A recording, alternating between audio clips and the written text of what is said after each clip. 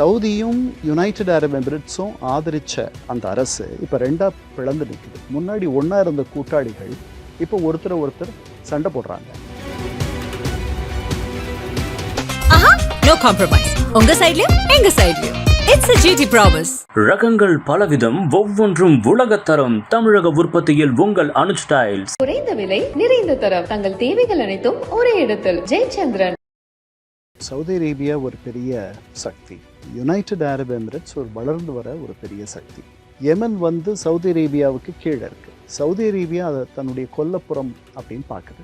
1500 kilometre அளவுக்கு யெமனோட Saudi அரேபியாவுக்கு ஒரு பொது எல்லை இருக்குது. அங்கே எந்த எல்லையும் இல்லாத ஒரு நாடுன்னு நீங்கள் எடுத்துக்கிட்டிங்கன்னா யுனைடெட் அரப் எமிரேட்ஸ். ஆனால் 2014 அளவில் அங்கே ஒரு புரட்சி நடக்குது, ஒரு கலகம் நடக்குது. அந்த கலகத்தில் ஈரான் ஆதரவாளர்களான ஷியா இஸ்லாமை அவர்கள் பெரும்பாலான இடங்களை பிடித்து ஆட்சிக்கு வராங்க.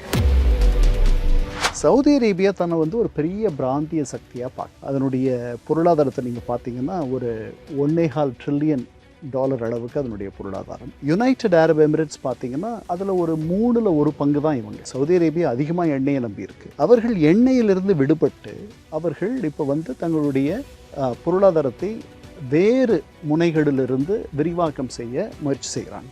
இப்போ முகமது பின் சல்மான் என்ன பண்ணுறாரு, இந்த எண்ணெயிலிருந்து இந்த பக்கம் திரும்பும் பொழுது இவர்களெல்லாம் அங்கே வந்து தங்குங்கன்னு சொல்கிறாரு. ஸோ இந்த ரெண்டு நாடுகளுக்கு மத்தியில் முதல்ல ஒரு பொருளாதார ரீதியான ஒரு போட்டி தொடங்கியிருக்கு.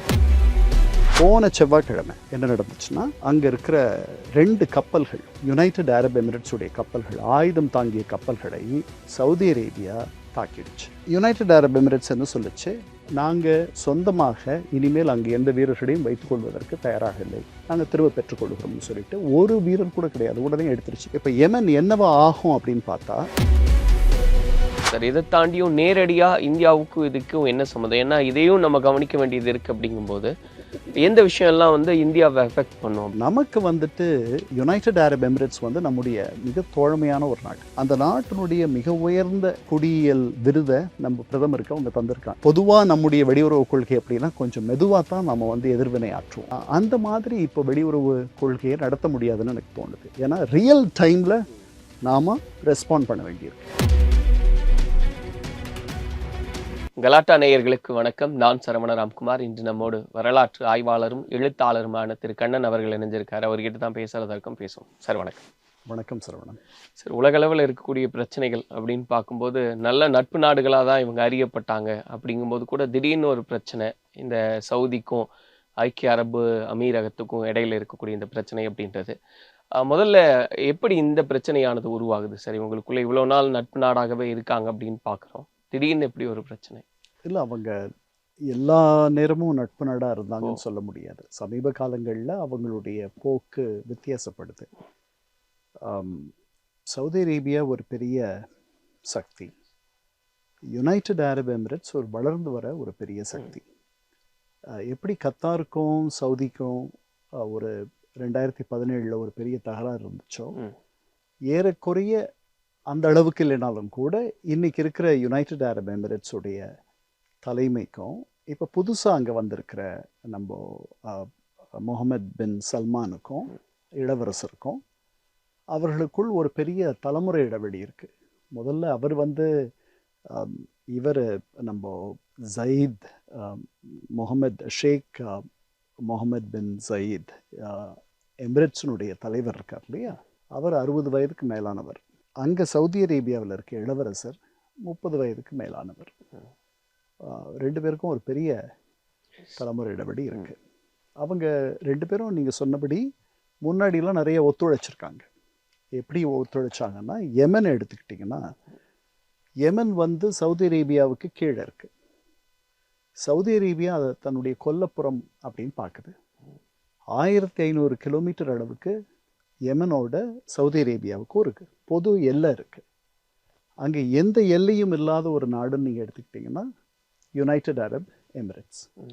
ஆனால் 2014 அளவில் அங்கே ஒரு புரட்சி நடக்குது, ஒரு கலகம் நடக்குது. அந்த கலகத்தில் ஈரான் ஆதரவாளர்களான ஷியா இஸ்லாமை சேர்ந்தவர்கள், ஹூத்தீஸ்ன்னு பேர், அவர்கள் பெரும்பாலான இடங்களை பிடித்து ஆட்சிக்கு வராங்க.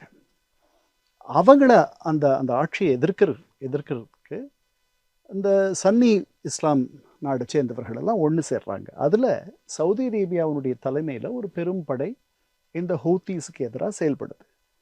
அந்த படையினுடைய ஒரு அங்கமாக யுனைடெட் அரப் எமிரேட்ஸும் இருக்குது. இது 2014-15. அதற்கு பிறகு 2017 சவுதிக்கும் கத்தாருக்கும் ஒரு பிரச்சனை வந்த பொழுது சவுதியை ஆதரித்து யுனைடெட் அரப் எமிரேட்ஸ் இருந்துச்சு.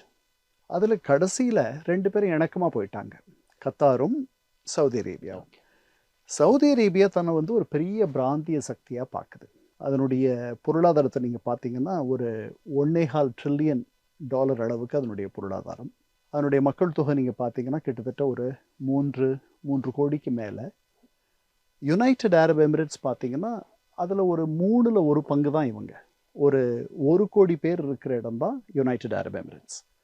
அப்புறம் அவங்களுடைய பொருளாதாரம் பார்த்தீங்கன்னா ஒரு அரை ட்ரில்லியனுக்கும் குறைவானது தான் அவங்களுடையது. அதனால் இவங்க 2 பேரும் சமமான சக்திகள் இல்லை. ஆனால் இவர்களுடைய இப்போ இந்த முகமது பின் சல்மான் இளவரசர் வந்த பிறகு சவுதி அரேபியா ஒரு முற்போக்கான, அதாவது இவங்க 2 பேருமே எண்ணெயை நம்பி இருந்தவர்கள். சவுதி அரேபியா அதிகமாக எண்ணெயை நம்பி இருக்கு. அவர்கள் எண்ணெயிலிருந்து விடுபட்டு அவர்கள் இப்போ தங்களுடைய பொருளாதாரத்தை வேறு முனைகளிலிருந்து விரிவாக்கம் செய்ய முயற்சி செய்கிறாங்க. அதனால் துபாய் அப்படி இல்லை, எண்ணெயை மட்டுமே நம்பி இல்லை. அது ஒரு பெரிய ஒரு பொருளாதார மையமாக இருந்துச்சு, இன்றைக்கும் இருக்குது. பல வெளிநாட்டு கம்பெனிகள் அங்கே போய் முதலீடு செய்வது, அவர்களுக்கு வரி விலக்கு தருவது, இந்த மாதிரி அவர்கள் பொருளாதார ரீதியாக அவர்கள் தனியாக ஒரு பெரிய ரியாதை காட்டிலும், சவுதி அரேபியாவுடைய தலைநகர் ரியாதை காட்டிலும் துபாயில் நீங்கள் பார்த்தீங்கன்னா நிறைய முதலீடுகள், நிறைய வெளிநாட்டு முதலீட்டாளர்கள் இவர்களெல்லாம் அங்கே தங்களுடைய நிறுவனங்களை வைத்திருக்கிறார்கள். இப்போ முகமது பின் சல்மான் என்ன பண்ணுறாரு, இந்த எண்ணெயிலிருந்து இந்த பக்கம் திரும்பும் பொழுது இவர்களெல்லாம் அங்கே வந்து தங்குங்கன்னு சொல்கிறார். இங்கே ரியாதில் உங்களுடைய நிறுவனங்களை நீங்கள் தலைமையிடமாக மாற்றிக்கொள்ளுங்கள்னு சொல்கிறார். இது 2021. ஸோ இந்த 2 நாடுகளுக்கு மத்தியில் முதல்ல ஒரு பொருளாதார ரீதியான ஒரு போட்டி தொடங்கியிருக்கு. அது எமிரேட்ஸுக்கு ஒரு ஆபத்தானது தான். இப்போ அவங்களுக்கு ஒரு பெரிய சவாலே இல்லாத அவர்கள் தனியாக துபாய்னா, அதாவது அந்த எமிரேட்ஸ் கிட்டத்தட்ட ஒரு 6-7 எமிரேட்ஸ் சேர்ந்த ஒரு நாடு. அதில் நமக்கு அதிகமாக தெரிஞ்சது துபாய் தான். அதனுடைய தலைநகர் அபுதாபி. அபுதாபியை பற்றி நீங்கள் நான் அதிகமாக பேசுறது கிடையாது. எங்கே போனோம்? துபாய் போனோம். எமிரேட்ஸ் போனோன்னு கூட யாரும் சொல்கிறது கிடையாது. நியூயார்க் போனோம், லண்டன் போனோம்னு சொன்ன மாதிரி துபாய் போகிறோம் அப்படின்னு சொல்கிறாங்க. அந்த அளவுக்கு அது ஒரு பெரிய பொருளாதார வணிக ஒரு மையமாக மாறி இருக்கு. அதை மாற்றுவதற்கு சவுதி அரேபியா முனையறதா இவங்க நினைக்கிறாங்க. ஸோ யெமனில் ஒரு ஒத்துழைப்பு இருந்தாலும் கூட இந்த போட்டி ஒன்று இருக்குது. அப்புறம் சுடான் எடுத்துங்க.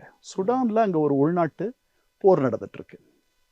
அங்கேயும் முதல்ல 2 பேரும் ஒற்றுமையாக இருந்தாங்க. அவர்கள் ஆதரித்தவர்கள் தான் அந்த நாட்டினுடைய இராணுவத்தை நடத்தினார்கள், அவர்கள் ஆட்சியில் இருந்தார்கள். இப்போ அந்த இராணுவத்துக்கு கூட ஒரு துணை பாராமிலிட்ரி ஃபோர்ஸ் மாதிரி ஒரு மிலிஷியா, அதாவது ஒழுங்கான ஒரு அமைப்பில் இருக்கிறவர்கள் இல்லை, ஆயுதம் தாங்கிய ஒரு அரசு சாரா கூட்டம். அந்த கூட்டமும் அதில் அந்த ஆட்சியில் இருந்துச்சு.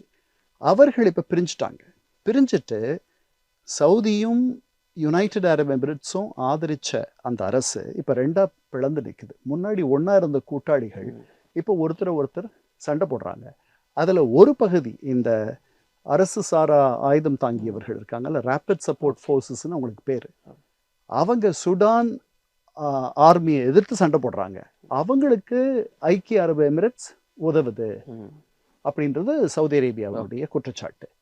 அமெரிக்கர்களே என்ன சொல்கிறாங்க? மார்க்கோ ரூபியோ போன மாதம் நவம்பரில் என்ன சொல்கிறார், இப்போ 2 மாதம் முன்னாடி என்ன சொன்னார், அந்த ரேப்பிட் சப்போர்ட் ஃபோர்ஸஸ் இந்த மிலிஷியாவுக்கு ஆயுதங்கள் சில பேர் தருகிறார்கள், அவர்கள் யார் என்பது எங்களுக்கு தெரியும், இப்படியெல்லாம் சொல்கிறார். அதாவது என்னன்னா, அவங்க எமிரேட்ஸ் நாங்கள் தரலைன்னு சொல்கிறாங்க, ஆனால் அவங்க தான் தராங்கன்ற மாதிரி அதுக்கான நிறைய சான்றுகள் இருப்பதாக ஊடகங்கள், பல நோக்கர்கள் அப்படித்தான் சொல்கிறாங்க. ஸோ அங்கே ஒரு பிளவு இருக்குது. பொருளாதார ரீதியாக இவங்க 2 பேரும் ஒரு மோதல் அல்லது ஒரு போட்டி மனப்பான்மை வந்துருச்சு. இப்போ யெமனுக்கு வருவோம். யெமன் தான் அவங்களுடைய கொல்லப்புறம். யெமன் தான் அவங்களுடைய இம்மீடியட் நெய்பர்ஹுட், அவங்களுடைய அண்டை பகுதி. அந்த அண்டை பகுதியை 2 பேருமே ஆளணும்னு நினைக்கிறாங்க. சவுதி அரேபியாவுக்கு 1500 கிலோமீட்டர் ஒரு எல்லை இருக்குன்னு சொல்கிறேன். பல பெரிய எண்ணெய் கிணறுகள் இருக்குது அங்கே. எங்கே நம்ம யெமனில் இருக்குது. யெமன் வந்து ரொம்ப நாளாக 2014 ஒரு உள்நாட்டு போரில் இருக்குது. யெமனுடைய வரலாறை கொஞ்சம் நம்ம தெரிஞ்சுக்கணும். 1990 வரைக்கும் யெமன் 2ஆக இருந்துச்சு. 1967 அது 2ஆக பிரிஞ்சு அப்போ இருந்து இந்த சோவியத் யூனியனுடைய ஒரு துணை கிரகம் மாதிரி இந்த வடக்கில் இருந்த அரசு இருந்துச்சு. சோவியத் யூனியனே விழுந்த பிறகு இந்த 2 நாடுகளும் திருப்பி ஒன்றா வந்துட்டாங்க. எல்லாருமே யெமன் தானே. ஸோ சவுத் யெமன், நார்த் யெமன்ன்றது சேர்ந்து ஒரே யெமனா 90 ஆச்சு. ஆனால் அது வந்து ஒரு மேலோட்டமாக தான் அந்த இணைப்பு நடந்துச்சே ஒழிய, தெற்கில் இருப்பவர்கள் அவர்களுக்கு தங்களை வந்து ஒதுக்கி வச்சிருக்காங்க அப்படின்ற மாதிரி ஒரு எண்ணம் தொடர்ந்து வந்துருச்சு. அதனுடைய வெளிப்பாடு தான் இந்த 2014 சிக்கல் வந்து அந்த நாடு இப்போ பிளவுபட்டிருக்கு. இப்போ அந்த நாட்டில் 3 அதிகாரங்கள் இருக்காங்க. அந்த நாடு 3ஆக பிளந்திருக்கு. முதல்ல அந்த நாட்டை பற்றி பார்ப்போம். தமிழ்நாடு மாதிரி கிட்டத்தட்ட 3 மடங்கு பெருசு அந்த நாடு. ஆனால் அங்கே இருக்க மக்கள் தொகை எவ்வளவு? 3.5 கோடி இருப்பாங்க. நம்ம 8 கோடி. இதில் பாதி கூட அங்கே கிடையாது. பெரும்பகுதி வந்து பாலைவனம். 2 தலைநகரங்கள் இருந்துச்சு. ஏடன்ன்றது ஒரு தலைநகரம், சனான்றது இன்னொரு தலைநகரம். இப்போ அந்த நாட்டினுடைய இஸ்லாமிய பெருமக்கள் எப்படி பிரிஞ்சிருக்காங்கன்னு பார்த்தீங்கன்னா, அங்கே ஹூத்தீஸ்ன்றவங்க ஷியா முஸ்லிம்ஸ். அவங்க கிட்டத்தட்ட ஒரு 45% இருக்காங்க. 55% சன்னி முஸ்லிம்ஸ் அவங்க இருக்காங்க. இப்போ இவர்கள் 2 பேருக்குள்ள இருக்கிற ஒரு சிக்கல் தான். ஏன் ஷியா முஸ்லிம்ஸான ஹூத்தீஸை ஈரான் ஆதரிக்குதுன்னா, ஈரானும் பெரும்பான்மையாக ஷியா இஸ்லாம் நாடு. ஈரானுடைய ஆதிக்கம் அங்கு வந்துடக்கூடாதுன்ற பயத்தில் தான் சவுதி அரேபியா சன்னி நாடுகளுடைய தலைவராக தன்னை எண்ணிக்கொள்கிறது. யுனைடெட் அரப் எமிரேட்ஸும் ஒரு சன்னி நாடு தான். ஆனால் அது இஸ்லாமிய வலதுசாரி தத்துவத்திற்கு எதிரான ஒரு நாடு. அதனால இவங்க 2 பேரும் ஒன்றா வந்தாங்க. அவங்க ஈரான் இன்ஃப்ளூயன்ஸ் இருக்கக்கூடாதுன்னு அவங்க நினைக்கிறாங்க. இப்படி வந்தாங்க. இதுக்கு இடையில், அதாவது கத்தாருக்கும் சவுதிக்கும் எந்த காரணத்தினால சண்டை வந்துச்சோ அதில் ஒரு பாதி காரணம் இங்கேயும் சொல்லலாம். ஏன்னா கத்தார் வந்து அது ஒரு ரொம்ப சின்ன நாடு. மொத்தமே அங்கே இருக்கிறவர்கள் வந்து ஒரு 50 லட்சம் பேர் கூட கிடையாது. ரொம்ப சின்ன நாடு. அந்த நாடு சவுதி அரேபியாவுக்கு நிகராக தன்னை வரிச்சுக்கிட்டு பல சர்வதேச அரங்குகளில் அகலக்கால வைக்கிறது, தன்னுடைய சக்திக்கு மேலே தன்னை வந்து வெளிப்படுத்திக்கிறதுன்ற மாதிரிலாம் பண்ணதுனால சவுதிகளுக்கு அது மேலே ஒரு பெரிய ஒரு வருத்தம் வந்துருச்சு. அதுதான் அப்படி நடந்துச்சு. அதே மாதிரி தான் இன்னைக்கு யுனைடெட் அரப் எமிரேட்ஸ் பல தளங்களில் சவுதிகளுக்கு இணையாக இயங்கக்கூடிய அளவிற்கு அவர்கள் வளர்ந்திருக்கிறார்கள். எப்படின்னா, ஒரு 2-3 வருஷம் முன்னாடி அவர்கள் தான் இஸ்ரேலோட அவர்கள் இணக்கமாக போய்விட்டார்கள். அவர்களை இஸ்ரேலை அங்கீகரித்தார்கள் முதல்ல. அதுக்கப்புறம் மொரோக்கோவை அங்கீகரிக்க வச்சாங்க. பக்கத்தில் இருக்க பாரைன் அங்கீகரிக்க வச்சாங்க. சுடான் அங்கீகாரம் தருவதற்கு பேச்சுவார்த்தைகள் நடந்து 2 பேரும் ஒருத்தர் அங்கீகரிப்போன்ற அளவுக்கு வந்துருச்சு. ஆனால் அங்கே உள்நாட்டு போர் நடக்கிறதுனால அப்படியே நின்று இருக்கு. இதெல்லாம் சவுதி அரேபியா வந்து தன்னை முந்திக்கிட்டு இவர்கள் செயல்படுறாங்கன்ற ஒரு எண்ணத்தை ஏற்படுத்தியிருக்கோம். ஸோ இதுதான் அதனுடைய பின்னாடி. இப்போ இது எதை நோக்கி போகும் அப்படின்றது ஒரு கேள்வி இருக்கு சார். இதை தாண்டியும் நேரடியா இந்தியாவுக்கும் இதுக்கும் என்ன சம்மந்தம்? ஏன்னா இதையும் நம்ம கவனிக்க வேண்டியது இருக்கு. அப்படிங்கும்போது எந்த விஷயம் எல்லாம் வந்து இந்தியாவை எஃபெக்ட் பண்ணும் அப்படின்னு பார்க்கலாம். நாம் இங்கேருந்து ஒரு 3500-3300 கிலோமீட்டர் தள்ளி இருக்கு யெமன். யெமனில் சில இந்தியர்கள் இருக்காங்க. நம்ம சில மாதங்களுக்கு முன்னாடி பார்த்தோம், ஒரு கேரள நர்ஸ் அங்கே இருக்காங்க. அவர்களுக்கு மரண தண்டனை விதிச்சிட்டாங்க. அவர்களுக்கு மரண தண்டனைக்கு பதில் அந்த அம்மையாரால் இறந்து போனவருக்கு, அந்த குடும்பத்திற்கு இழப்பீடு தந்து நம்ம அவர்களுக்கு மன்னிப்பு தரணும் அப்படின்லாம் நம்ம இங்கே நம்முடைய ஊடகங்களில் அந்த செய்திகள்லாம் நீங்கள் பார்த்தீங்க. அது என்ன ஆச்சுன்றதுக்கப்புறம் தெரியல எனக்கு. அப்படியே நீர்த்து போச்சு. பார்க்கணும். அங்கே கொஞ்சம் பேர் வேலை செய்கிறாங்க. நமக்கு வந்துட்டு UAE, யுனைடெட் அரப் எமிரேட்ஸ் வந்து நம்முடைய மிக தோழமையான ஒரு நாடு. ஏன்னா சவுதிகள் வந்து முழுமையாக பாகிஸ்தானை தங்களுடைய தோழமை நாடாக பார்க்கிறார்கள். 2 நாட்டிலையும் நிறைய இந்தியர்கள் வேலை பார்க்குறாங்க. நமக்கு 2 நாடும் வேணும்னு நம்ம நினைக்கிறோம். ஆனால் சவுதிகள் இஸ்லாம்னால பொதுவாக அவர்கள் பாகிஸ்தானை தான் தங்களுடைய மிகுந்த நேச நாடாக பார்க்கிறார்கள். நாம் அதை சரி பண்ணுறதுக்கு, அதை சமப்படுத்துறதுக்கு நம்முடைய வெளியுறவு கொள்கையில் குறிப்பாக இந்த அரசு வந்த பிறகு இந்த 11 வருஷத்தில் இந்த ஐக்கிய அரபு எமிரகத்தினுடைய தலைவர்கள், அதை ஆள்றவர்கள், அந்த ஆளும் குடும்பத்தோடு நம்ம ஒரு நல்ல இணக்கமான ஒரு உறவு வச்சுருக்கோம். அந்த நாட்டினுடைய மிக உயர்ந்த குடியியல் விருதை நம்ம பிரதமருக்கு அவங்க தந்திருக்காங்க. அந்த சகோதரர்கள் நம்ம பிரதமரை நடத்துகிற விதமெல்லாம் நீங்கள் பார்த்தீங்கன்னா ரொம்ப ரொம்ப பரிவாக, ரொம்ப நேசமாக நடத்துகிறாங்க. முதன்முறையாக ஒரு கோவில் நடத்துவதற்கு கூட அனுமதி, கோவில் கட்டுவதற்கு கூட அனுமதி தந்திருக்கிறார்கள். ஸோ அதனால் யுனைடெட் அரப் எமிரேட்ஸ் மேலே நமக்கு ஒரு சின்ன ஒரு பரிவு இருக்குன்னு தான் நான் நினைக்கிறேன். அங்கே இருக்கிற நிலைமை என்னென்னா, இது ஏன் இப்போ திடீர்னு இவ்வளவு நாள் திடீர்னு இந்த பிரச்சனையை பூதாகரமாக இருக்குது அப்படின்னா, அதாவது யமன் 3 பிரிஞ்சிருக்கு. ஹூத்தீஸ் கண்ட்ரோலில் வடக்கு இருக்குது. அவர்கள் 45% சொன்னேன். அவர்கள் ஒரு இராணுவ அமைப்போட அந்த நாட்டை நடத்திட்டு இருக்காங்க. அவர்கள் எவ்வளவு பெரிய செங்கடல் இருக்குல்ல, ரெட் சி, அங்கே அவர்கள் நினைத்தா அங்கே போகிற போக்குவரத்து தடுக்க முடியும். அங்கிருந்து அவர்கள் ஏவுகணைகளை அனுப்புறது வைக்கிறதுன்ட்டு. போன ஜூன் மாதம் 2025 ஜூனில் அமெரிக்கர்களும் அவர்களும் ஒரு ஒப்பந்தம் செய்து கொண்டார்கள். நீங்கள் எங்கள் கப்பல்களை நீங்கள் தாக்க மாட்டீங்க, நாங்கள் உங்கள் மேலே குண்டு பொழியறதை நிறுத்திடுறோம் அப்படின்ட்டு. அந்த அளவுக்கு அவர்கள் பலமாகவும் வலுவாகவும் இருக்கிறார்கள். அமெரிக்கர்களே, நாங்கள் உங்களை ஒன்றும் பண்ணலை, நீங்கள் எங்களை ஒன்றும் பண்ணாதீங்க அப்படின்னு விலகி போகிற அளவுக்கு இருக்காங்க. ஒமான் ஏற்பாடு பண்ணது, ஒமானும் ஒரு பொது எல்லை இருக்குது. ஸோ இது ஒரு பங்கு. இப்போது மீதி இடத்துல சர்வதேச அளவில் எல்லாரும் ஒத்துக்கிற ஒரு அரசு இருக்குது. அந்த அரசை 8 பேர் நடத்துகிறாங்க. அதுக்கு பிரசிடென்ஷியல் கவுன்சில்னு பேர். அந்த கவுன்சில் எங்கேருந்து பொதுவாக இயங்குதுன்னா ரியாதிலிருந்து இயங்குது. அவருக்கு ஏடன்லேருந்து இயங்கணும்.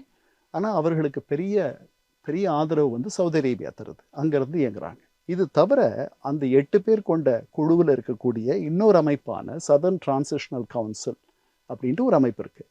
அந்த அமைப்புக்கு முழு ஆதரவு தர்றது யாருன்னா நம்ம யுனைடெட் அரப் எமிரேட்ஸ். இப்போ என்ன நடந்துச்சுன்னா, இந்த 3 பேருமே இந்த யமனை துண்டு போட்டு அவர்கள் ஒரு வகையாக ஆண்டுட்டு இருந்தாங்க. இதில் ரொம்ப குறைவான யமன் யார் பிடிச்சு வச்சுருக்கான்னா, சர்வதேச அளவில் எல்லாரும் அங்கீகரிக்கிற அரசுக்கு அவர்கள் பிடித்து வைத்திருக்கிற இடமும் அவர்கள் கட்டுப்பாட்டில் இருக்கும் இடமும் அவர்கள் கீழே இருக்கக்கூடிய மக்கள் ரொம்ப குறைவு.